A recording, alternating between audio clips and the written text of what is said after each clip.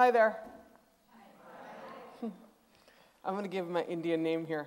We'll wait a little bit though. Anishinaabekwe nigagwe magas bine sikwe to go makwendo dam gababani kagish kaniganing in Dunjibamiguch. Thanks for the honor being here with you tonight. I'm looking forward to this week here and for the honor.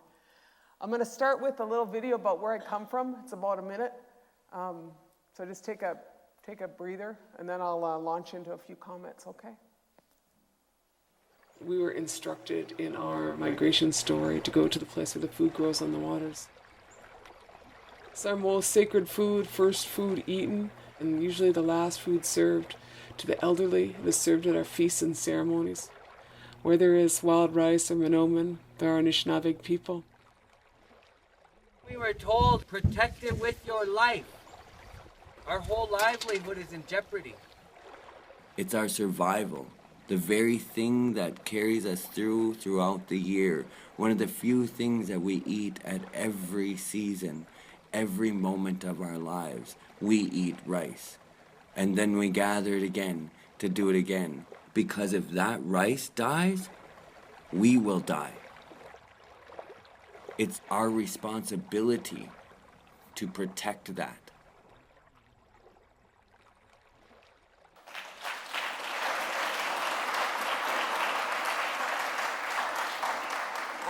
Thank you. I just want to make sure you knew where I come from. I'm from Gawa-Banikog, Ishkanaganning. It's a White Earth Reservation. It's in northern Minnesota. And I'm going to not talk too much about that tonight, but we're in the midst of this battle to stop a real bad oil pipeline that shouldn't run through our wild rice bed. So that's what they call a public service announcement.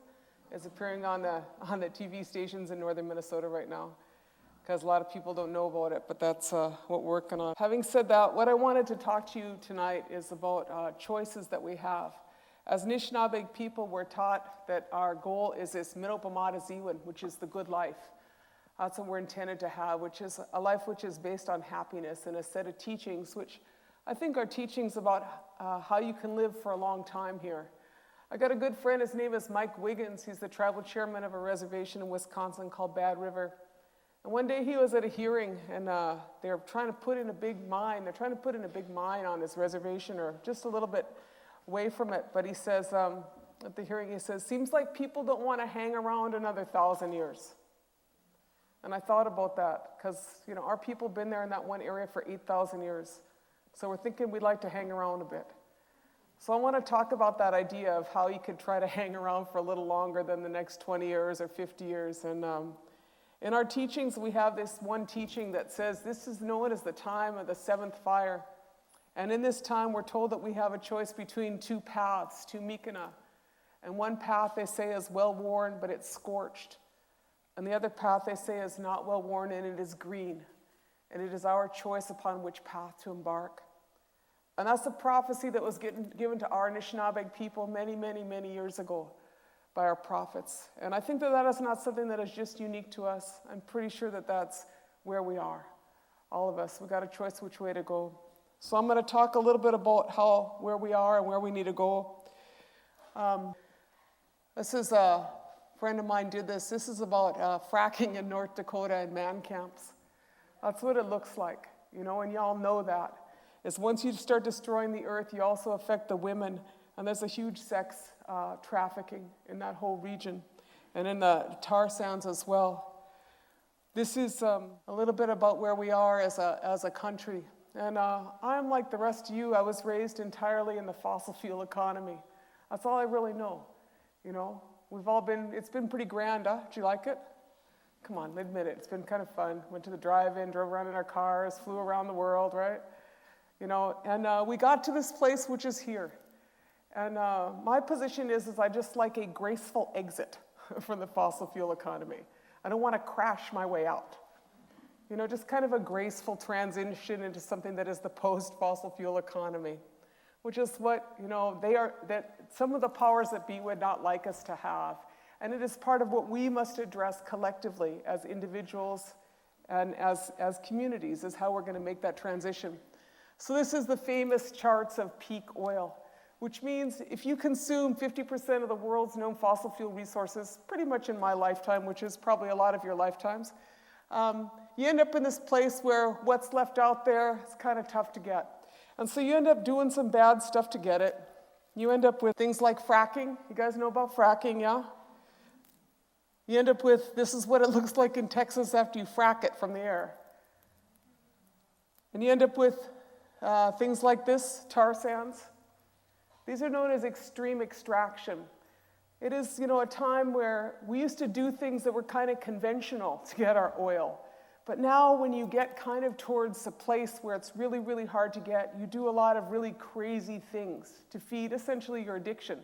So you do things like frack and destroy your underground. We don't even know what we're destroying under there. We're way down there just blowing stuff up and putting a bunch of chemicals in. Or you do stuff like mine an area the size of Florida to stick it in some pipelines to bring it down to the United States to stuff it in some vehicles, right?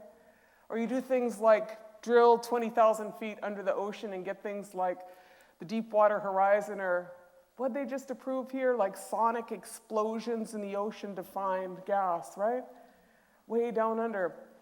This is basically what addicts do, and that's where we got to is, I don't know if any of you guys got addicts in your family, but their addicts are a total drag. Did you ever notice this?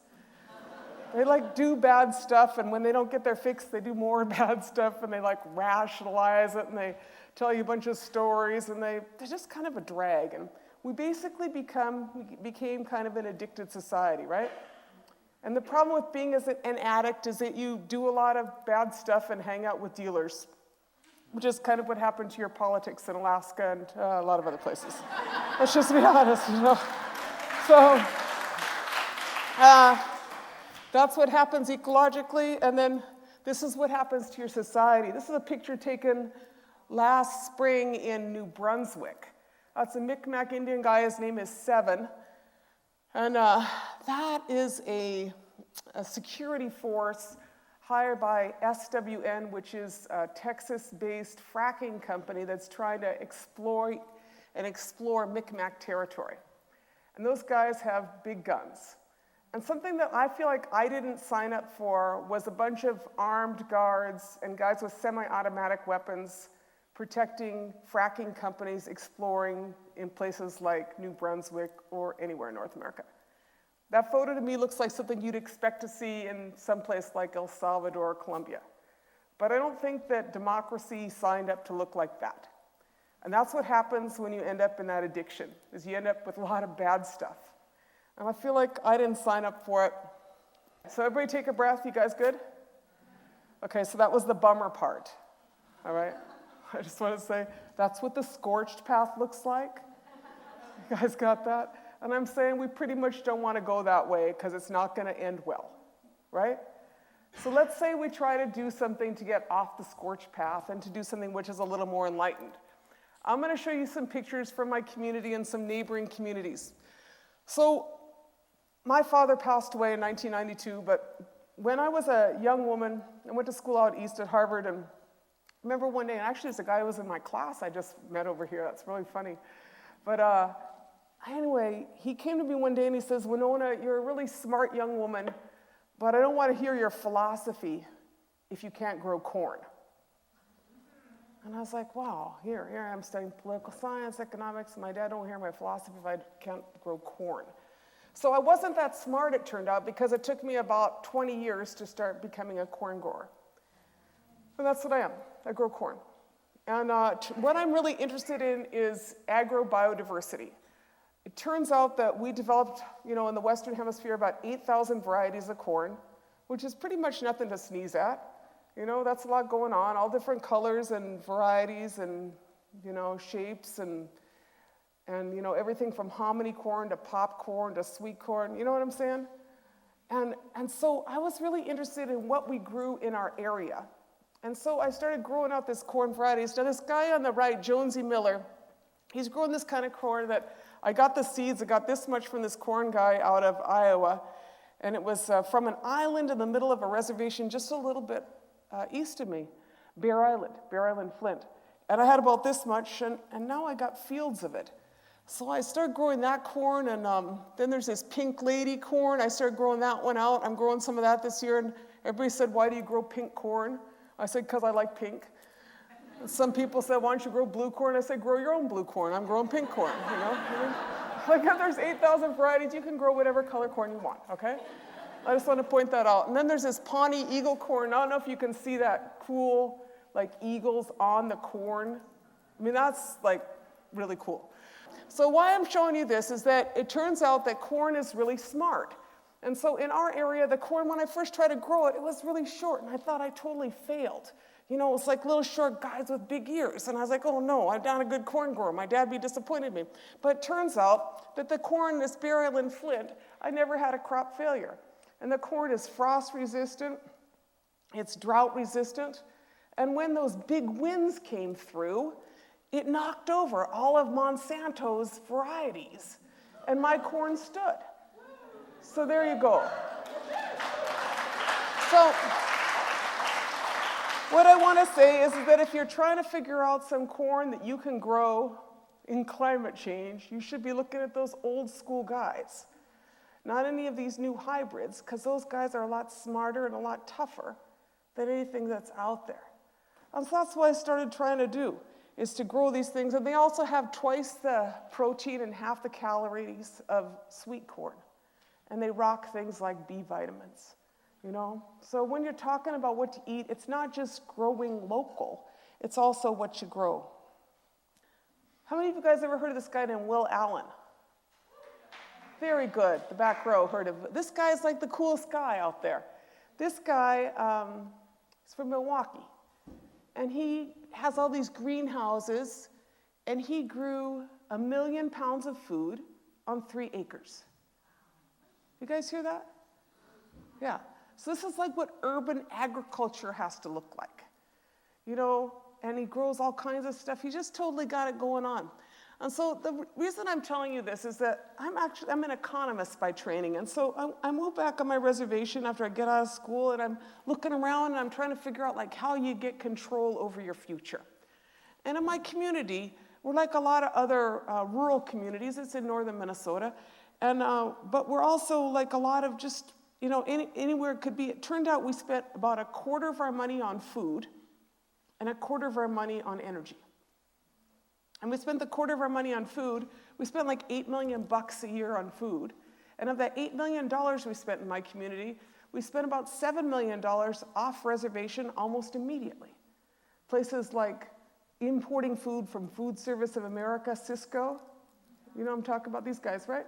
And then we spent, you know, over at Walmart and, you know, those grocery stores. And the $1 million we spent on reservation, we spent largely buying junk food at convenience stores. So I'm telling you that because that's like a formula for America. And that's a little bit of our problem. And so what our idea is the more you relocalize your food, turns out the less you have to ship it in from someplace else and use a bunch of fossil fuels. Y'all follow me on this? So that's the reason to relocalize, but it's also not just relocalizing, and it cuts your CO2 because you could, if you go organic, it gets about 25%, sequesters about 25% of the world's CO2, because you want carbon in the soil, not in the air, right?